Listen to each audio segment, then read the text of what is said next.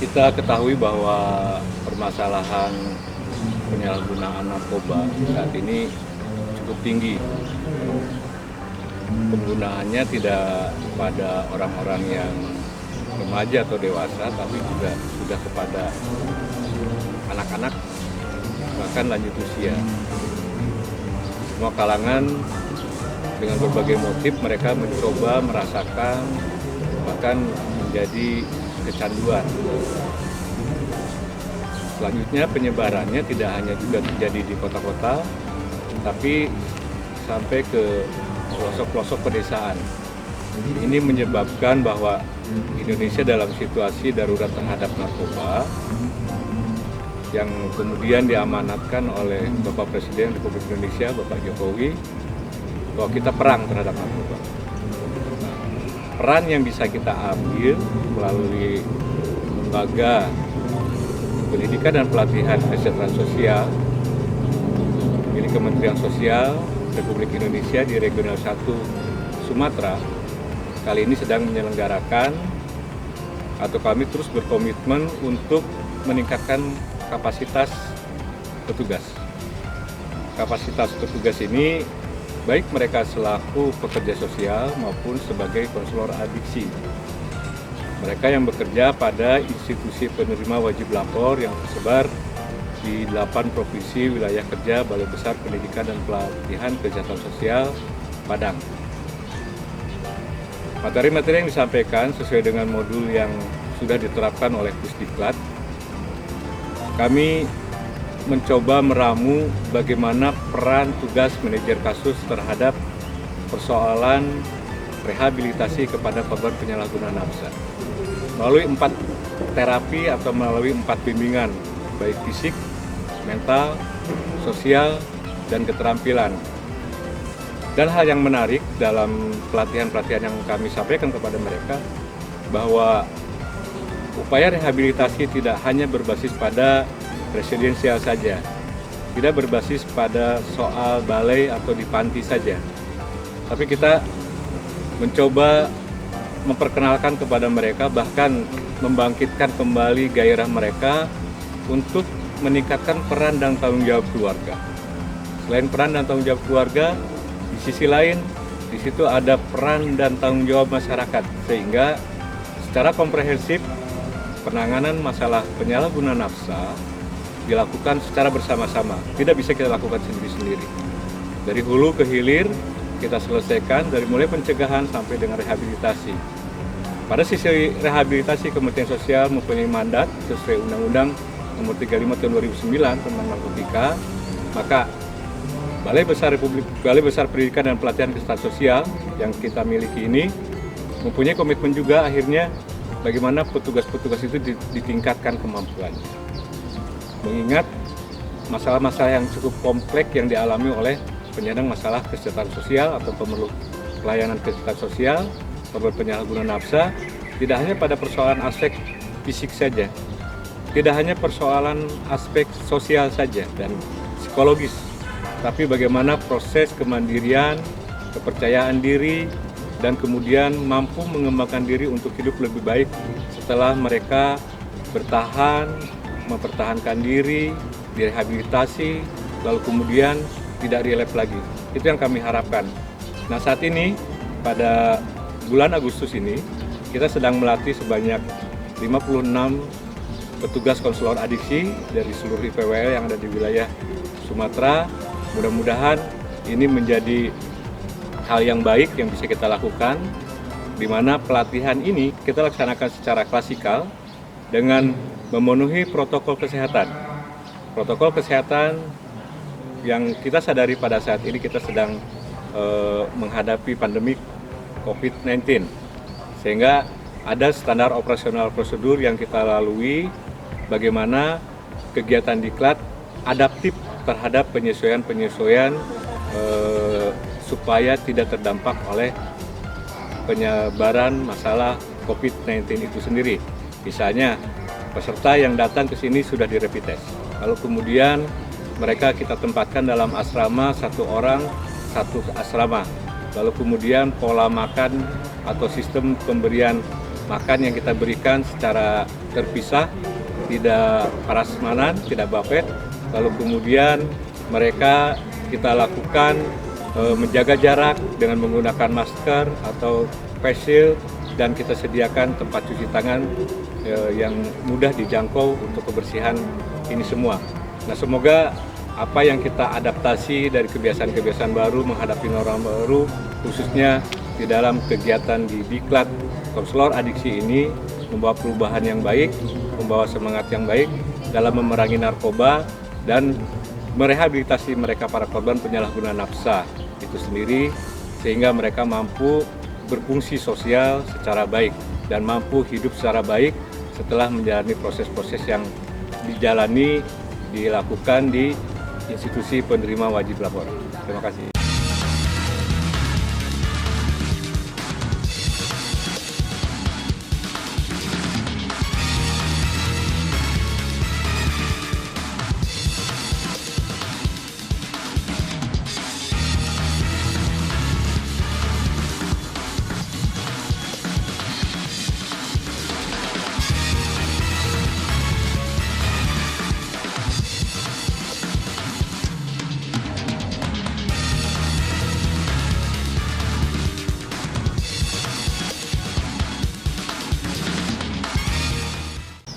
Diklat Konselor Adiksi merupakan sebuah jawaban dalam rangka untuk meningkatkan kemampuan serta kompetisi daripada konselor adiksi, khususnya di wilayah Sumatera.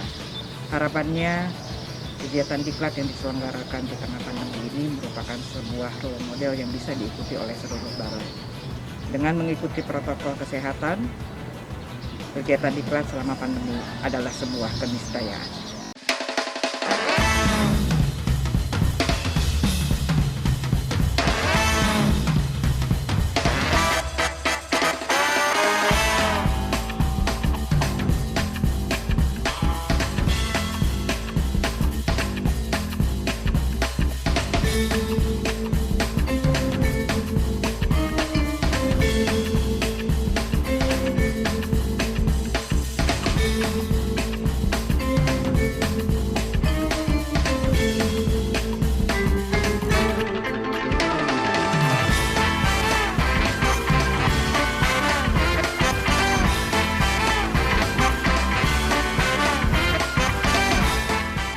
Yang diharapkan dari peserta diklat konselor adiksi yang sudah dilaksanakan sekitar hampir 10 hari ya di sini.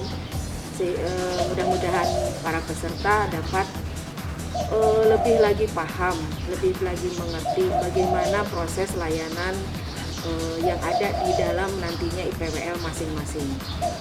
Karena bukan apa, ya kalau sekarang ini kan banyak pemakaian yang baru gitu kan, mungkin penanganannya juga baru.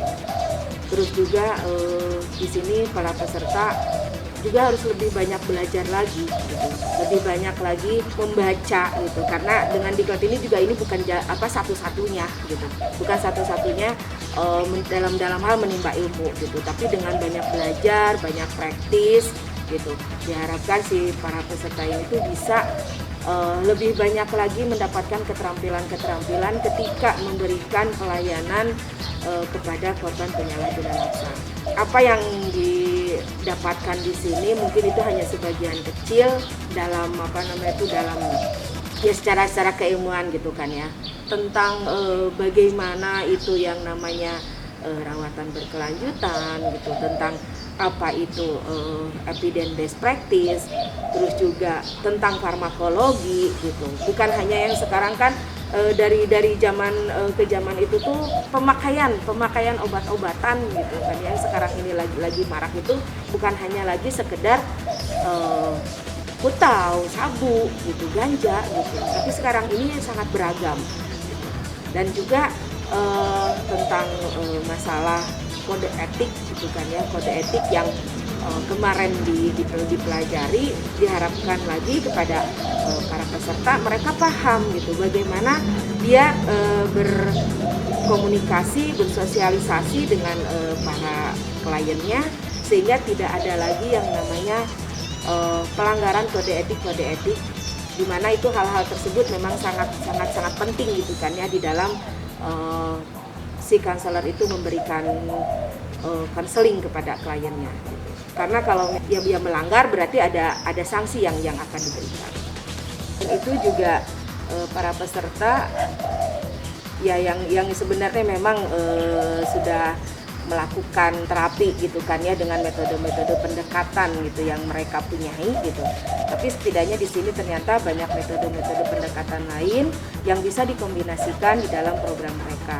Seperti mungkin gitu kan ya ada metode pendekatan CBT, motivational interviewing, terus juga pendekatan keluarga, motivational enhancement therapy gitu. Yang dimana hal ini membantu di dalam pengayaan gitu kan ya, di dalam pengayaan proses terapi terhadap klien yang kemudian diharapkan lagi gitu kan ya, proses pemulihan dalam diri klien itu bisa secara maksimal jika gitu para konselornya, para pekerja sosialnya mempunyai ilmu-ilmu yang semakin hari semakin bertambah.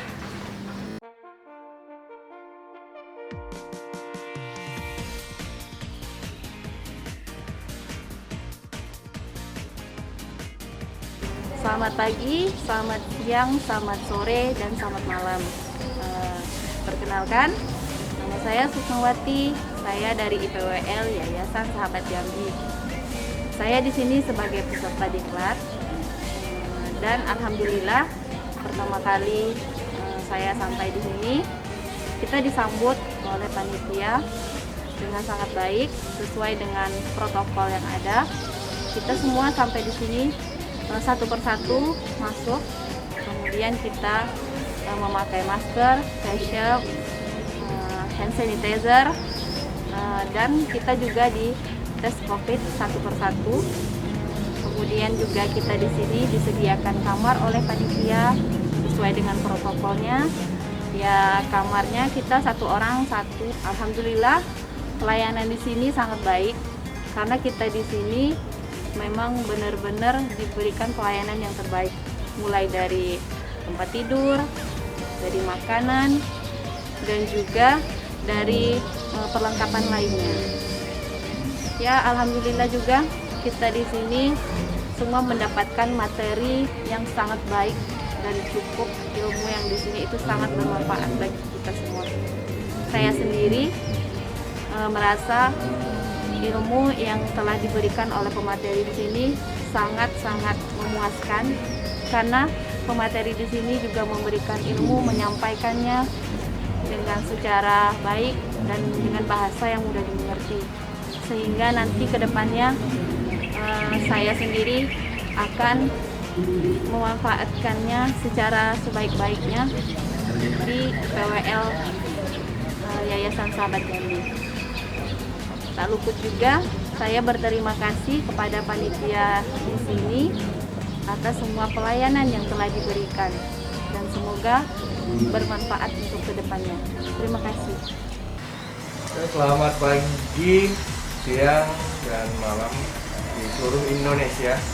Perkenalkan, nama saya Meldi Agung Tripasio, biasa dipanggil Bro Pras di IPWL Dwin Foundation Cabang Rejang Lebong, Bengkulu. Pertama-tama saya ucapkan banyak terima kasih kepada pelayanan diklat yang saya jalani sekarang. Itu sangat bermanfaat. Karena kenapa? Saya jauh-jauh datang dari Bengkulu, kurang lebih perjalanan 14 jam saya menjalani proses perjalanan ke sini. Ketika sampai di sini pun pelayanan panitia, rekan-rekan yang lainnya, panitia itu sangat berkualitas, mempunyai value, nilai di dalam saya menjalani proses diklat tersebut. Selama saya menjalani diklat pun tidak menemukan sedikit kendala, hambatan, dan segala sesuatu pun sesuai dengan apa yang saya harapkan. Lebih dan kurang saya menjalani proses diklat ini itu 10 hari.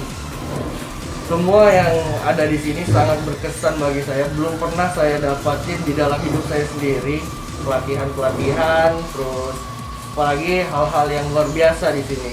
Karena bentuk pelayanan dari panitia, terus sambutan dari panitia itu cukup luar biasa. tidak membeda-bedakan baik dari Bengkulu, Pekanbaru, Jambi dan sebagainya. Terus fasilitator pembawa materi itu cukup jelas dalam memberikan materi. Karena kenapa itu yang kita butuhkan bagi konselor-konselor adiksi di seluruh Indonesia. Lebih dan kurang banyak hal pun yang saya dapat di sini. Banyak semua kualitas dalam saya menjalani proses diklat ini. Harapan saya pun buat teman-teman, buat rekan-rekan sesama konselor pun mempunyai harapan yang besar untuk terus diadakannya diklat untuk meningkatkan kompetensi bagi konselor adiksi. Karena kenapa? Melihat banyaknya yang namanya pecandu yang masih aktif di luar sana. Segala sesuatu pun yang harus kita lakukan secara bersama-sama. Melihat kondisi sekarang, banyak hal yang harus kita lakukan. Saya sangat senang berada di sini. Saya menemukan pengalaman baru, menemukan motivasi belajar baru. Itulah yang membuat saya tetap tegar sampai hingga akhir diklat ini. Kita masuk ke pembahasan kelas selama saya materi dengan rekan-rekan. Itu di sini sendiri pun masih memakai protokol kesehatan di wabah COVID-19 ini. Kita pun memakai face shield, masker yang disediakan oleh panitia, hand sanitizer, dan selalu menjaga jarak aman. Kita tidur pun, itu kamarnya pun satu-satu tidak dicampurkan. Makan pun kita dipisah karena mengikuti protokol kesehatan. Itu yang sangat saya appreciate. Karena kenapa? Ini adalah wabah COVID-19 ini sangatlah berbahaya. Jadi panitia pun memberikan sebuah layanan yang cukup baik. Selama di kelas pun kita selalu menjaga jarak aman, menjaga yang namanya kedekatan sesama teman, rekan sebaya, konselor.